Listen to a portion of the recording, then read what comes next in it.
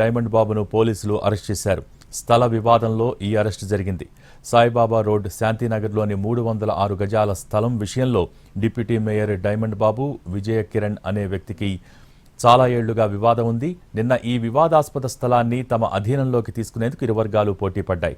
అక్కడికి చేరుకున్న పోలీసులు ఇరువురిని వారించారు. ఒక దశలో డైమండ్ బాబు పోలీసులపై దురుసుగా ప్రవర్తించడంతో పట్టాభిపురం పోలీస్ స్టేషన్కు తరలించారు. ఆ తర్వాత వైసీపీ నేతలు పోలీస్ స్టేషన్కు చేరుకుని ఆందోళన దిగారు.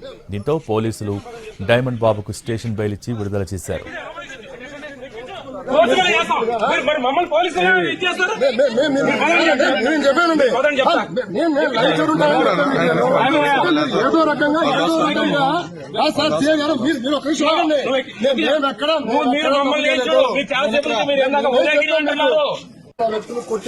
చెప్పాము వ్యక్తులని చెప్పాము.